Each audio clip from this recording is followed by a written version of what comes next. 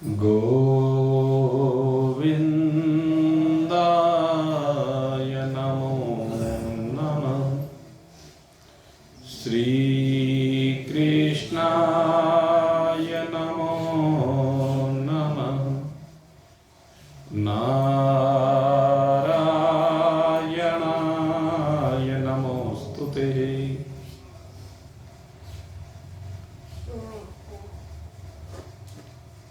नवरात्रियों के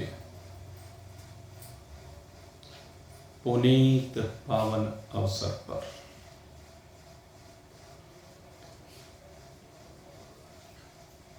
अपने हृदय को मां भगवती की आराधना में लगाकर उनसे उस दिव्य शक्ति को प्राप्त करते हुए जिसके द्वारा इस भव से पार हुआ जा सकता है, आज उपस्थित जिज्ञासुवृंद भगवान की असीम महान महती कृपा से इस नए संवत्सर के प्रवेश पर हम पुनः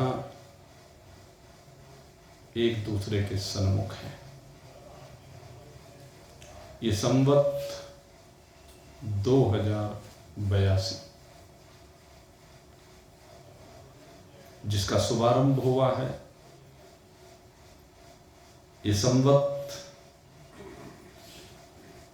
आपके जीवन को एक नई दिशा प्रदान करे। इस संवत में आप मां भगवती से शक्ति प्राप्त करके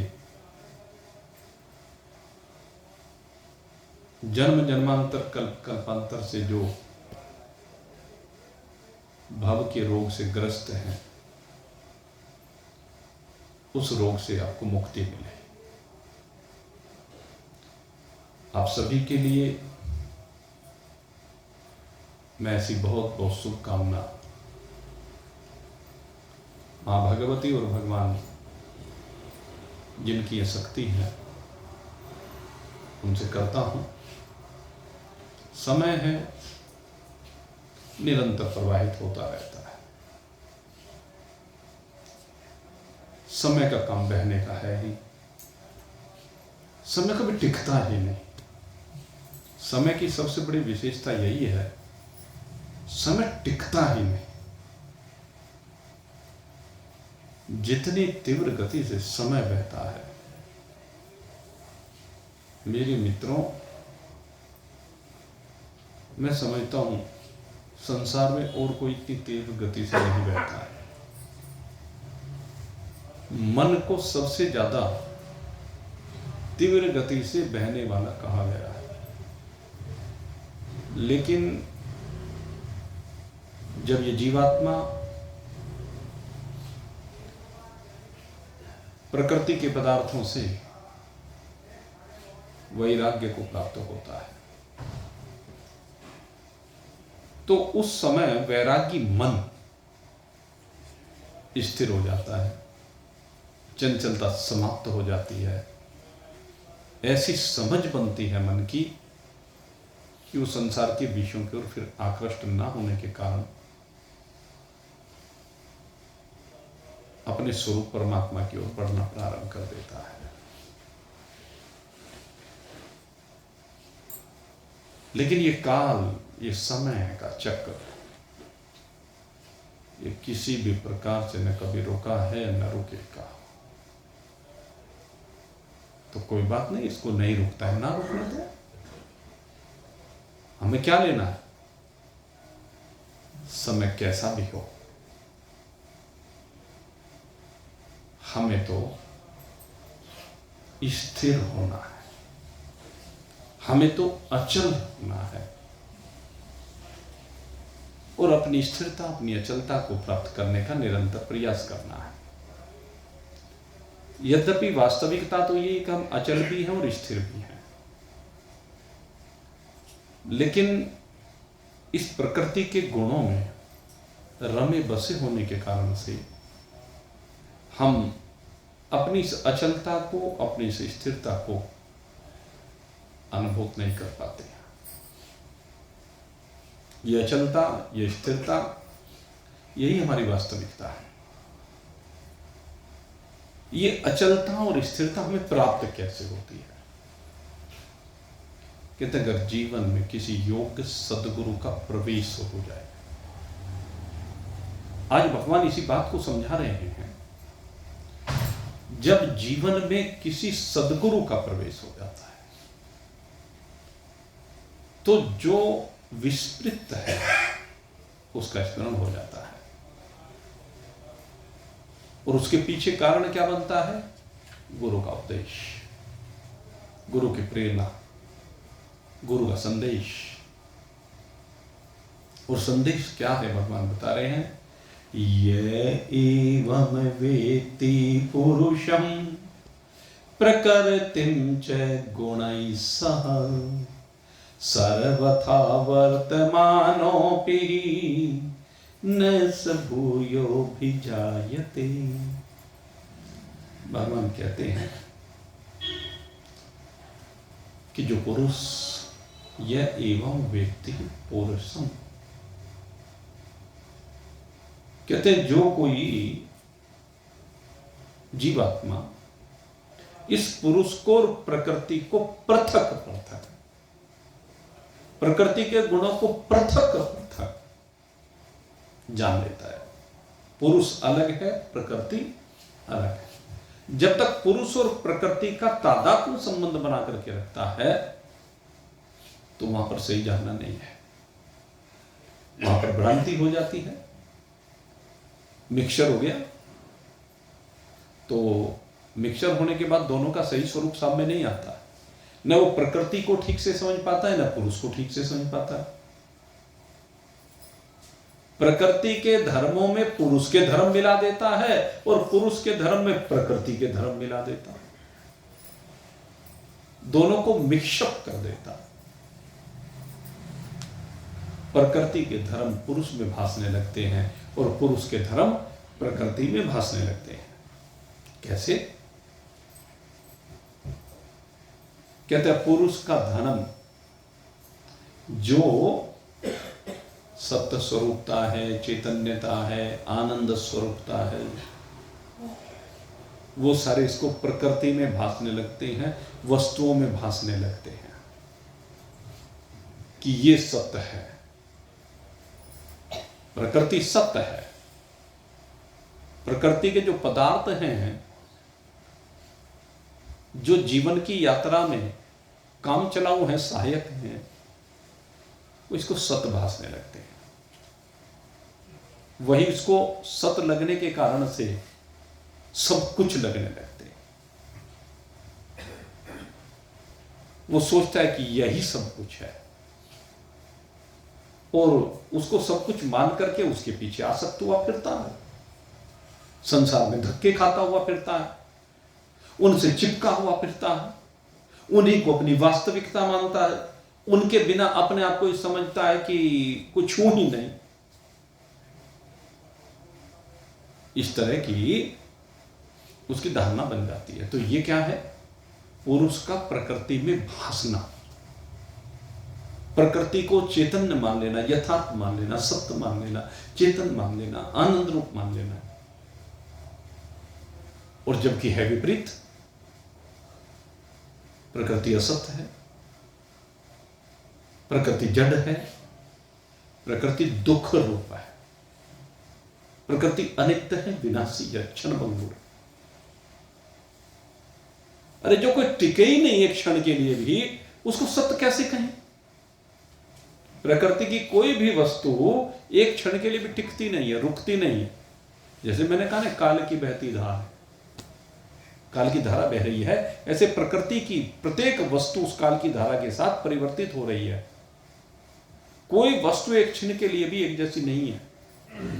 आपके सर के बाल भी एक क्षण के लिए भी वैसे नहीं रहते जैसे एक क्षण पहले थे। और वस्तुओं की तो मैं बात क्या करूं, ये धरती जो मिट्टी है, ये एक क्षण के लिए भी वैसी नहीं रहती जैसी इस समय भास रही है। लेकिन उस परिवर्तन को हम देख नहीं पाते। सूरज चांद सितारे एक क्षण के लिए भी जैसे दिख रहे हैं वो वैसे रहते नहीं है। और इसको अपने शरीर से देखिए, इसको अपने पदार्थों से देखिए, दिखता है क्या? आपका शरीर कब कितना परिवर्तन हो गया बहुत बाद में पता चला। जब पीछे झांक करके देखते हैं लंबा, तब पता चलता है। जरा अपने अपने जीवन में पीछे झांक कर देखिए, 10 साल 20 साल 30 साल 50 साल पहले झांक करके बालकपन को देखेंगे तो लगेगा हाँ बालकपन तो ऐसा था। बालकपन में थी निपट नादानी, नादान थे, कुछ समझ नहीं थी, यूं ही जो जी में आया कर दिया, कह दिया, कोई बुरा नहीं मानता। फिर आई गई मस्त जवानी, जवानी का शरीर हुआ, रूप यौवन की बाहर आई, शरीर में शक्ति का संचरण हुआ, लगा कि मैं ही सब कुछ हूं, अहंकार आ गया, अभिमान आ गया, अपने को कर्ता भाव से संयुक्त होकर के अपनी दिशा बनाने लगा। लेकिन जरा देखिए, जो रूप यौवन शक्ति सामर्थ्य 20 साल पहले झांक करके देखें, रही क्या? काल की बहती हुई धार में वो सब भी बह गई। इंद्रियों में शिथिलता है, जो गोरी गोरी चमड़ी उसमें झुर्रियां पड़ गई हैं। मैं अयोध्या जी गया, आपको बताऊं, सत्यता बता रहा हूं। अब अयोध्या जी गया, वहां गाड़ी में जब बैठे हुए थे, आगे की सीट पर मैं बैठा हुआ, सामने से धूप पड़ रही थी, शीशे में से होकर के धूप बैठे पड़ रही थी, हाथ आगे यूं रखा हुआ था, और हाथ जब मैंने आगे रखा हुआ, मैंने चमड़ी को वैसे यूं ही निहारने लगा, और मैंने देखा अरे ये चमड़ी कैसी हो गई, इस चमड़ी में सारी में झुर्रियां पड़ गई, ये चमड़ी सारी सी काली काली हो गई। मैंने कहा क्या खेल हो रहा है, ये खेल नहीं तो है। प्रकृति के खेल को देखा, संसार के खेल को देखा और हंसने लगा। ऐसी घटना फिर घटित हुई। एक सज्जन हमारे से मिलने के लिए आए, और गुरुजी क्या हाल चाल है? मैंने कहा भाई बहुत बढ़िया। कहने लगे कुछ दवाई बता दो। मैंने कहा काहे की? कहने कमर की। मैंने कहा भाई मुझे बहुत डॉक्टर मिल लिए और पता नहीं कितनी दवाइयां बता ली और कितनी दवाइयां मैंने खा ली, किसी से कुछ नहीं होता। अब मैं इसका दृष्टा बना हुआ हूं। हमारी जो इस शरीर में बैठकर यात्रा चल रही है, उसी तरह से इसकी भी यात्रा चल रही है। अब मैं इसको देख करके मजे लेता हूं। ये कभी शरीर में कम दर्द, कभी ज्यादा दर्द परोसती रहती है, लेकिन जब हम दृष्टा बन करके देखते हैं हमें पता ही नहीं लगता। जब दृष्टा भाव आ जाता है तब दर्द का कुछ पता ही नहीं लगता। ये अलग है, हम अलग हैं। ये प्रकृति है, हम पुरुष हैं। हम इस प्रकृति के दृष्टा हैं। मेरे मित्रों, भगवान यही समझा रहे हैं। आप इस प्रकृति के दृष्टा हो। आप इस प्रकृति के गुणों को अपने में मान रहे हो। आप इस प्रकृति के गुणों के साथ चिपक रहे हो। आप इस प्रकृति के गुणों को अपने में धारण कर रहे हो, इसलिए दुख पा रहे हो, कष्ट पा रहे हो। भगवान कहते हैं इन दोनों को विलग करके देख। इन दोनों को विलग करके देखने की आवश्यकता है। इन दोनों के रूप को अलग अलग समझने की आवश्यकता है। जवानी का शरीर तुझे सुख देने के लिए आया और बुढ़ापे का शरीर तुझे दुख देने के लिए आया, लेकिन तू दोनों स्थितियों में जरा स्थिर रहना सीख, अचल रहना सीख। न सुख तेरा है न दुख तेरा है। न हमारी सुख में स्पृहा है, न दुख में उद्विग्नता है। हम सुख और दुख दोनों के साक्षी हैं। हम पुरुष हैं, हम चैतन्य हैं, हम दृष्टा हैं। ये आते रहते और जाते रहते हैं, लेकिन हम न आने वाले हैं न जाने वाले। ये है प्रकृति और पुरुष को ठीक ठीक देखना। यह है प्रकृति और पुरुष को विलग करके देखना। जब तक विलग करके नहीं देखोगे, भगवान कह रहे हैं ये वेत्ति पौरुषम प्रकृतिम च गुणैः सह। इन गुणों की बहुत चर्चा हम कर चुके हैं। ये सतोगुण रजोगुण तमोगुण की बहुत चर्चा हो चुकी है। सर्वथा वर्तमानोपि, ये बहुत बड़ी बात यहां पर कही है। सर्वथा वर्तमानोपि न स भूयो विजायते। जो सदा वर्तमान में जीता है। आपको शरीर मिला है ये यात्रा करने के लिए, तो जो शरीर यात्रा करने के लिए मिला है, इसमें सदा वर्तमान में जियो। वर्तमान में जीने का क्या तात्पर्य है? आप देखिए जरा अपने जीवन को निहार करके। आपके जीवन में कितनी परिस्थितियां आई हैं, कितने प्रकार की परिस्थितियां आई हैं सदा से। बचपन में कितनी परिस्थितियां बदली, किशोरावस्था में कितनी परिस्थितियां बदली, जवानी में कितनी बदली, प्रौढ़ावस्था में कितनी बदली, बुढ़ापे में कितनी बदली। रोज परिस्थितियां बदलती हैं। कहते हैं परिस्थितियां बदलती हैं तो बदलने दे, लेकिन तू सर्वथा वर्तमानोपि, तू सदा वर्तमान में बरतना सीख, वर्तमान में जीना सीख। अर्थात जो तेरे सामने प्रेजेंट स्थिति है जगत की, संसार के पदार्थों की, संसार के प्राणियों की, संसार के प्राणियों की, संसार के पदार्थों की जो स्थिति वर्तमान में तेरे सामने है, कहते तू उसमें जीना सीख। और उसमें कैसे जीना सीख? कहते हैं आनंद के साथ जीना सीख। ये है जीवन। उसमें परिस्थिति नेगेटिव पॉजिटिव दोनों होती है। ऐसा तो नहीं कि परिस्थिति एक जैसी सदा रहती है। बच्चा क्लास में जाता है पढ़ने के लिए, आप भेजते हैं, 8 पीरियड सामान्यतः होते हैं। अब 8 पीरियड में अलग अलग टीचर्स आकर के अपने अपने सब्जेक्ट को पढ़ाते हैं। बच्चे का भाव 8 पीरियड में एक जैसा है क्या? अलग टीचर हैं, अलग सब्जेक्ट है, अलग मन की धारा का प्रवाह होगा, स्वाभाविक है। तो ऐसे ही भाई, जैसे बच्चे के जीवन में हर पीरियड में अलग अलग प्रकार की धारा का प्रवाह हो रहा है, ऐसे हमारे जीवन में हर समय अलग अलग प्राणी मिल रहे हैं। और जो प्राणी मिल रहे हैं, उन सब प्राणियों के प्रति हमारे विभिन्न प्रकार के भाव हैं। उनके मिलने पर विभिन्न प्रकार की धाराओं का प्रवाह होगा, होने दो। उसमें कुछ अनुकूल मिलेंगे, कुछ प्रतिकूल मिलेंगे, विभिन्न प्रकार की धारा प्रवाहित होंगी। लेकिन उन धाराओं के प्रवाहित होने पर अपने आप को उन धाराओं से अलग कर लो। आप उन धाराओं को देखने वाले, उनके साक्षी हैं। धाराएं प्रवाहित हो रही, होने दो, वो काल की बहती धार में है। लेकिन तू उन धाराओं में स्थिर रहना सीख। तू क्यों उद्विग्न होता है? इस जीवात्मा को उद्विग्न नहीं होना है, इस क्षेत्र के को उद्विग्न नहीं होना है। उद्विग्नता क्षेत्र के कारण है, और क्षेत्र जड़ है।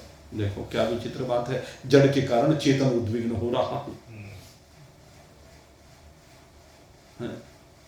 जड़ के कारण चेतन उद्विग्न होता है, उल्टा हो रहा है, उल्टी गंगा पहाड़ को चला रहे हैं। यही समझ की बात है। तू वर्तमान में जीना सीख। संसार में तेरे जितने भी संबंधी हैं, उनके साथ जीना सीख। उनके साथ जो जो संबंध है शरीर से, उन संबंधों को निभाना सीख। संसार में जितने संबंधी मिले हैं, ये मां भगवती का काल चल रहा है 9 दिन के लिए। अभी 9 दिनों में हम माता शैलपुत्री से प्रारंभ करके ब्रह्मचारिणी, कुसमांडा चंद्रघंटा, पुराजी स्कंद माता, कल माता कात्यायनी, कालरात्रि, महागौरी, सिद्धिदात्री, इन 9 रूपों में देवी की पूजा करते हैं। इनमें कालरात्रि भी है, वो गड़ी बयानी है, वो काल रूपी रात्रि। लेकिन हमारे शास्त्र तो कहते हैं काल रूपी रात्रि नहीं होती, वो काल नए जीवन का संदेशा है। वो काल रात्रि जिसे कहा गया है वो तेरे विधेय मुक्ति की ओर भी इशारा करता है। और एक दिन जाना तो सबको है, कौन ऐसा है जो नहीं जाएगा? ऐसा कोई भी शरीर नहीं है जो एक दिन यहां से जाने वाला नहीं है, और बहुत लंबा भी नहीं, निश्चित रूप से जाएगा, डेफिनेट जाएगा। तो उसके लिए परेशान क्यों होते हो? रिश्ते नाते हैं, ये कहते हैं वर्तमानों की। जो रिश्ते नाते हैं उन रिश्ते नातों के साथ वर्तमान में जीना सीखो। जब तक जो पात्र है जीवन में उसके साथ तब तक व्यवहार वर्तमान में रह करके करना सीखो। मां की बात की गई, जब तक मां है उसकी सेवा करके जीना सीखो। और मैं तो कहता हूं जितना जीवन में रोल मां का है ना, वो अपनी जगह बहुत श्रेष्ठ है, बड़ा सम्मान्य नाता है। लेकिन पति पत्नी का जो नाता है ना, उससे श्रेष्ठ कोई नाता नहीं। ये जो नाता है ना पति और पत्नी का, जो साथ साथ जीवन की यात्रा चलती है। मेरे मित्रों, हमारे यहाँ पतिव्रता नारी की बहुत बात की जाती है। वो माँ के रूप में भी है, वो बहन के रूप में भी है, वो बेटी के रूप में भी है, सभी रूपों में है। लेकिन उसका जो पत्नी का रूप है ना, वो रूप सबसे श्रेष्ठ रूप है। उसमें आप सारे रूपों की झलक देख सकते हो। और मैं कहता हूं जो प्रेम मां करती है, पत्नी उससे कहीं कम नहीं करती। पतिव्रता नारियों की बात कर रहा हूं मैं, ये भी ध्यान रखना। वो जहां पे वो कॉन्टेक्ट बेस्ड शादियां होती हैं, उनकी बात नहीं है। जो पश्चिमी सभ्यता में रमे बसे हैं, जिनको केवल भौतिकता से मतलब है, केवल अनुकूलता से मतलब है, प्रतिकूलता से नहीं, उनकी बात नहीं हो रही है। एक पतिव्रता नारी, वो एक मां की सारी कमी को पूर्ण करती है। मां से ज्यादा ख्याल रखती है, कम नहीं रखती। और ये दायित्व है, इसीलिए उसको श्रेष्ठ माना गया। सावित्री जैसे उदाहरण बड़े दिव्य उदाहरण है। सीता जैसी पतिव्रता नारी, ये पहचान है। अपने पति के पीछे पीछे दोनों चली हैं और यमराज से प्राण भी वापस ले आई। इतनी शक्ति पतिव्रता नारी में है। सती अनसुईया ने ब्रह्मा विष्णु महेश को बालक बना दी। इतनी शक्ति उस पतिव्रता नारी के पतित्व धर्म का पालन करने से उत्पन्न जो उसकी शक्ति है उसमें है। और उसी का संदेश सीता जी को दिया। तो सीता जी, चिंतन करके देखे सीता जी जैसा चरित्र, ऐसी पतिव्रता नारी जो तीनों लोकों पर एक अकेला व्यक्ति था, जो आधिपत्य था जिसका, उसने कितने प्रलोभन दिए सीता जी को। वहां रह करके आए, वहां अपने पातिव्रत्य धर्म का पालन किया। ये है पतिव्रता नारी सीता जी। और ये अनसुईया जी ने उपदेश दिया, अनसुईया जी ने शक्ति दी, एक पतिव्रता ने एक पतिव्रता को शक्ति दी। कभी कोई उलाहना नहीं, गिला शिकवा नहीं। भगवान राम ने धोबी के कहने से वन में भेज दिया। वहां जाकर के कैसे अपने बच्चों का पालन किया, सब कुछ किया, लेकिन ध्यान केवल राम के चरणों में रहा। उसका ध्यान केवल राम के चरणों में है। सीता जी ऐसी नारी है, सीता जैसी सतवंती नारी। आज जगत में जब आदर्श की बात की जाती है तो सीता जी की बात की जाती है। ऐसी पतिव्रता नारी जो रावण के यहां रही, जो वाल्मीकि जी के आश्रम पर रही, पति के विषों में, पति के वियोग को सहन करते हुए, दोनों जगह यही तो हुआ। पति नहीं है लेकिन उसके बावजूद पातिव्रत्य धर्म का उच्च आदर्श उसने स्थापित किया। तो ऐसी नारी वो दिव्य शक्ति है, वो पूजनीय है। और पूजा किस रूप में करें, अब बात यह है, वो पूजनीय है किसके लिए, कहते जिसकी वो नारी है, जिसके लिए वो आई है, जिसको अपना जीवन अर्पण किया है, उसके लिए वो पूजनीय है। और पूजनीय होने का तात्पर्य है, पूजा का मतलब ये नहीं, हम पूजा में क्या करते हैं, पाद्यम समर्पयामि, अर्घ्यम समर्पयामि, जलम समर्पयामि, दुग्धम समर्पयामि, दधि समर्पयामि, और वो शहद, वो पंचामृत,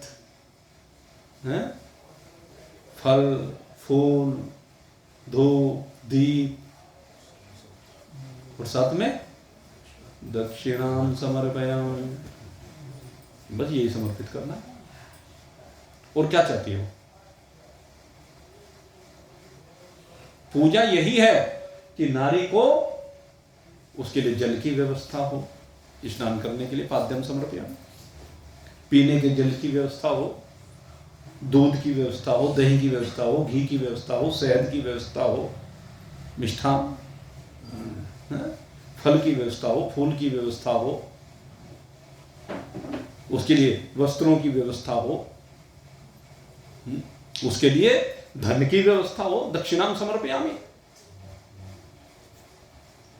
ये जो हमारा पूजा पद्धति है ना, षोडशोपचार पूजा, ये कोई सामान्य चीज नहीं है। मैं अनेक बार चर्चा करता हूं, ये बड़ा वैज्ञानिक है। कहते हैं कोई भी देव आपके सामने है, आप देव की इस तरह से पूजा करते हैं, यानी इन चीजों के द्वारा उसको संतुष्ट किया जाता है। इन्हीं चीजों की तो आवश्यकता है सबको। हमारे रोजमर्रा की जो जिंदगी है उसमें इन चीजों की आवश्यकता है। ये चीजें देते रहो भाई, सम्मान के साथ देते रहो, प्रेम के साथ देते रहो, जितनी उसको आवश्यक है उतनी उसको प्रदान करते रहो, यही तो पूजा है। और एक चीज और है भाई, कहते हो औषधि भी देते रहो। शरीर बीमार भी तो होता है ना, बीमार हो तो औषधि भी देते रहो, ये सेवा है। लेकिन अध्यात्म कहता है वर्तमान हो, सर्वथा वर्तमान हो, लेकिन सदा वर्तमान में जीना सीखो, क्योंकि ये सब करते हुए भी परिस्थितियां विपरीत भी बार बार आएंगी। और विपरीत आने के साथ साथ एक दिन ऐसी भी परिस्थिति आएगी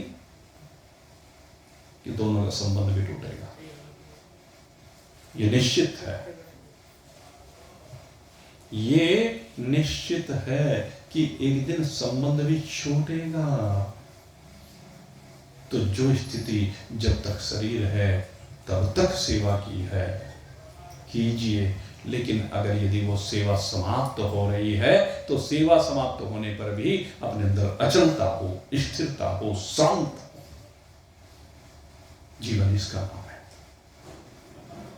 विरह में रुद्र नहीं, व्यवस्था थी आज नहीं रही, कल फिर से शुरू होगी, कोई नई व्यवस्था बनेगी।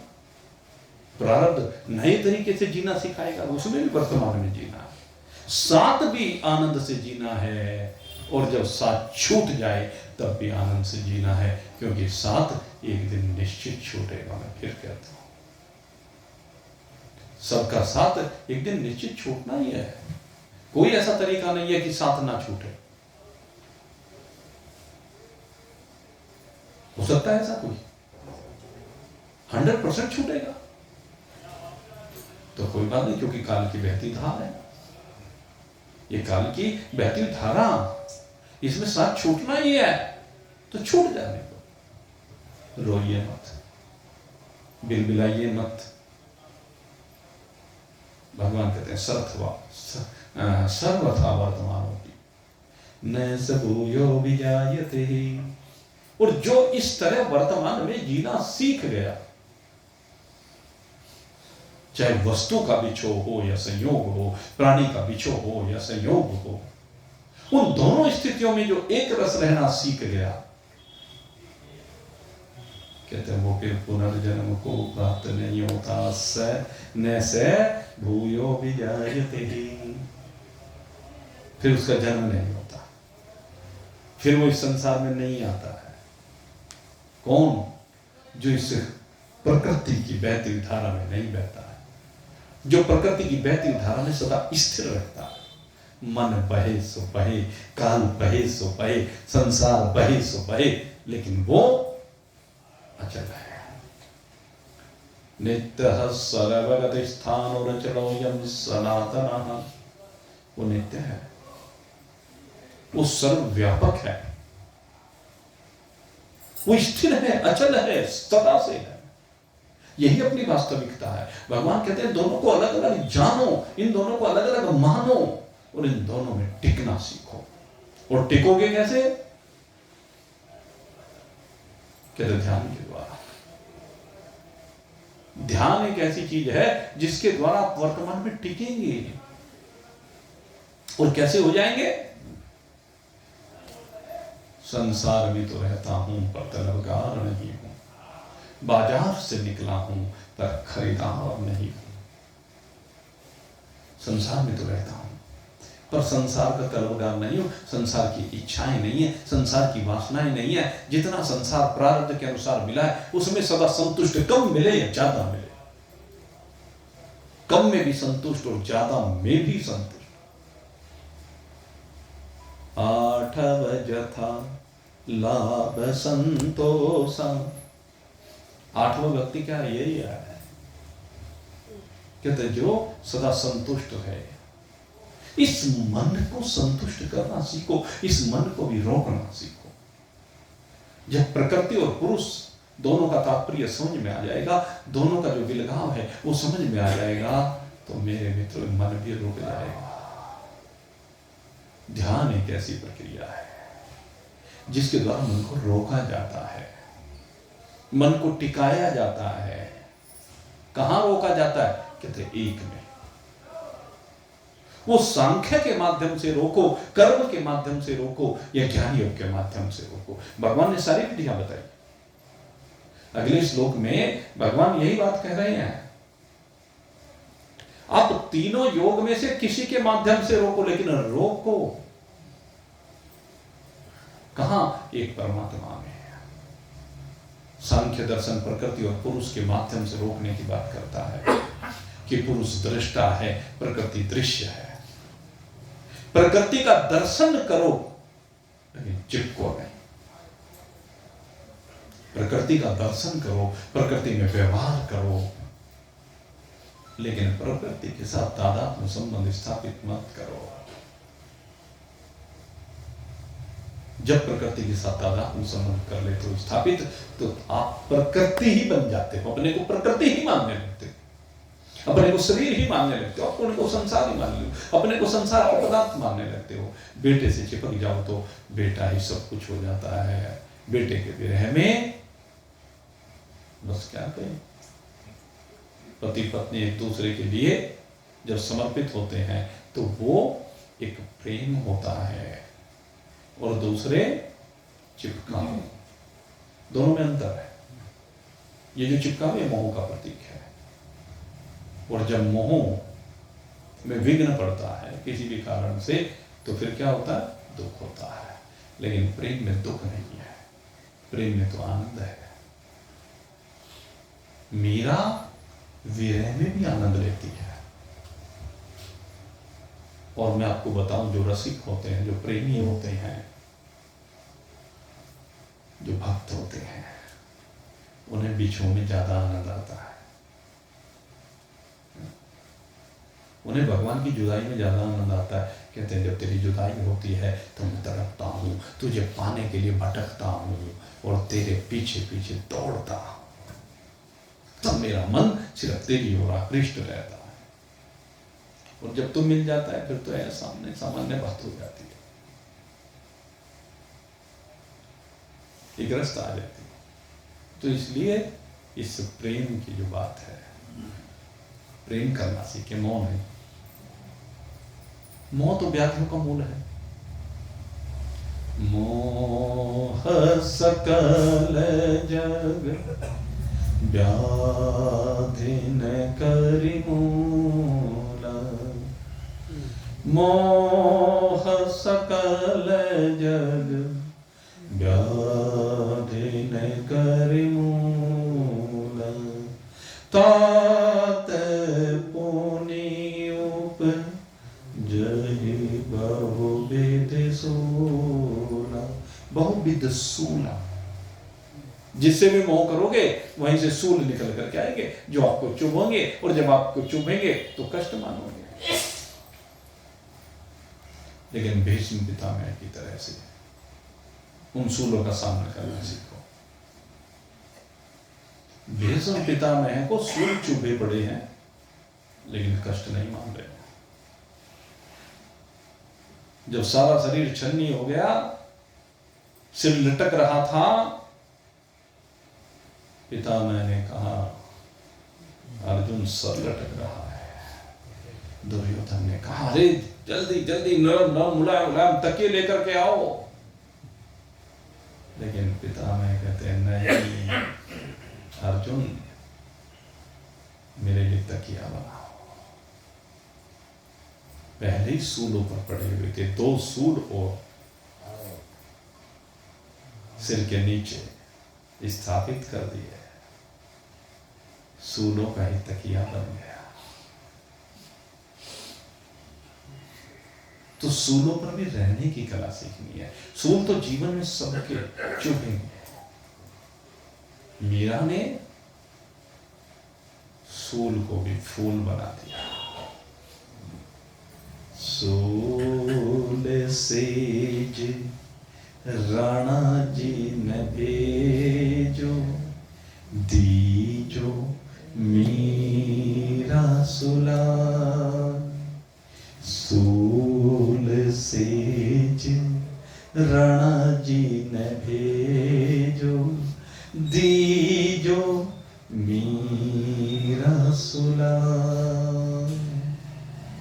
रात भये मीरा सोवन लागी, रात भये मीरा सोवन लागी। मानो फूल बिछा मीरा मगन हुई, हरि के गुण गाए।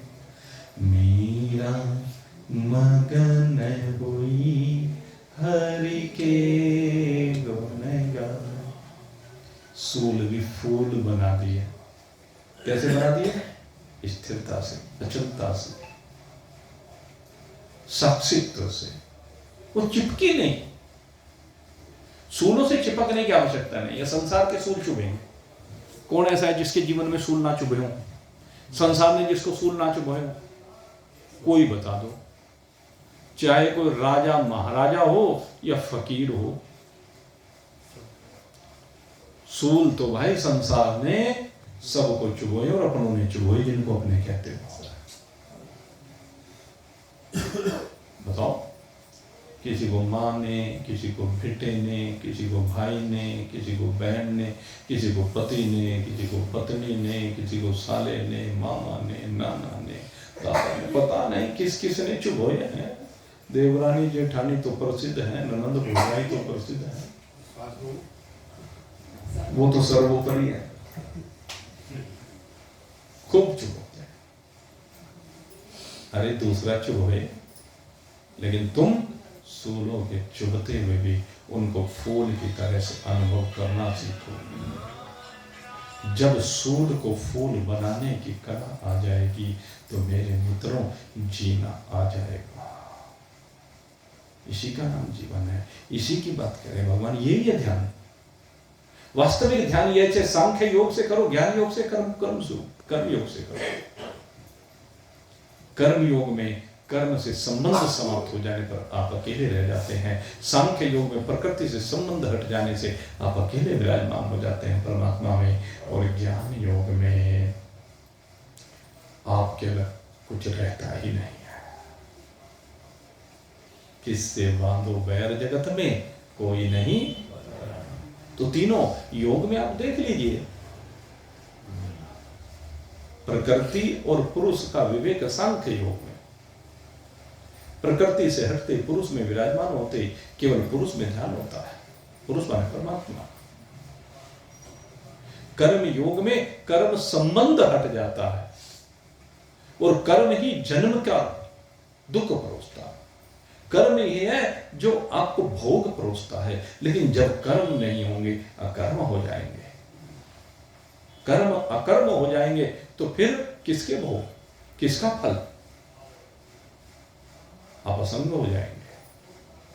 और ज्ञान योग सबसे श्रेष्ठ बात कहता है, कहते हैं जब मेरे अतिरिक्त कोई दूसरा है ही नहीं, अपने अलावा कोई जगत में दूसरा है ही नहीं। अहम ब्रह्मास्मि सर्वं खल्विदं ब्रह्म।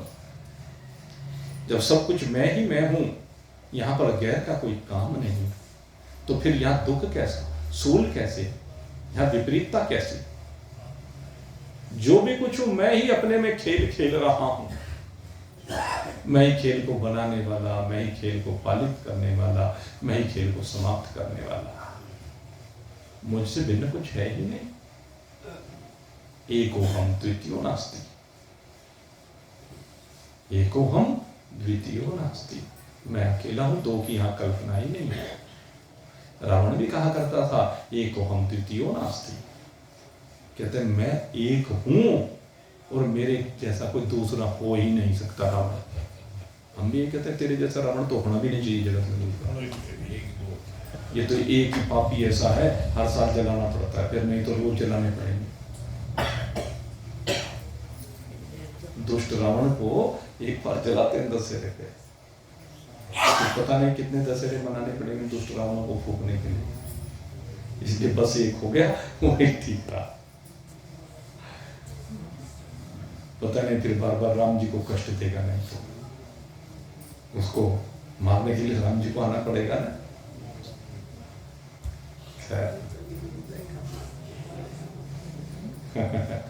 कलयुग बैठा मार।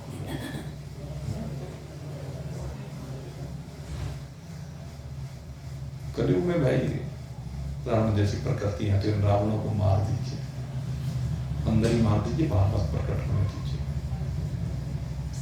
भगवान समझा रहे, भगवान जो समझा रहे हैं उसको आत्मसात कीजिए, जीना सीखिए। हम तो भगवान से यही प्रार्थना करते हैं कि हाँ, भगवान के साथ एक रूपता को प्राप्त होकर के अपनी अचलता, स्थिरता, अनंतता, असीमता में विराजमान हो। आप सबके लिए बहुत बहुत शुभकामना करते हैं। नव संवत्सर आप सबके जीवन के समस्त सूरों को फूल में बदलने वाला हो। इन्हीं शुभकामनाओं के साथ आज के सत्संग को यहीं पर विश्राम दे रहे हैं। कल फिर आपकी सेवा में उपस्थित होंगे, तब तक के लिए मैं जय राम जी बोलिए सच्चिदानंद भगवान की। और भाई जरा सा मैं आपको बता दूं, जैसा कि आप सबको विदित है, 31 मई से अयोध्या जी में कथा है। हम लोग वहां पर गए थे, अब इसीलिए सत्संग का अवकाश रहा था। तो अयोध्या जी जो भगवान के दर्शन, ये हमारा सौभाग्य रहा। वैसे मैं कहूँ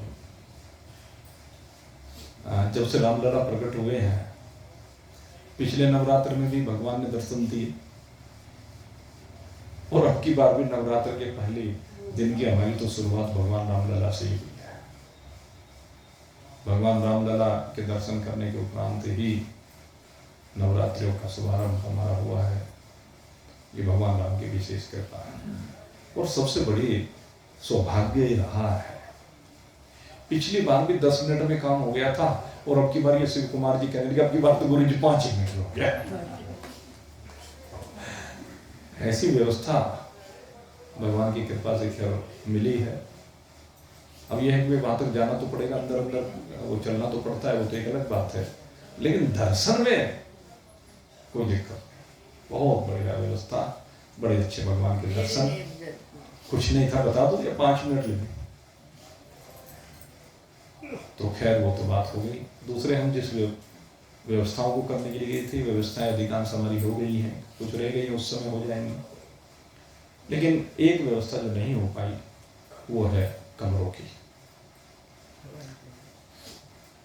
जो नॉन एसी कमरे हैं वो उपलब्ध नहीं हो पाए, जितने हैं उन्हीं में काम चलाना पड़ेगा। और भाई जिसने भी नाम लिखवा रखे हैं,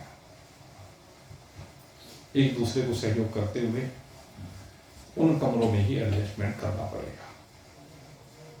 जो डबल बेड का कमरा है उसमें 2 जने, जो ट्रिपल बेड का है उसमें 4 या 5 जने। 2 ही तरह के कमरे हैं, 2 मंजिल हैं।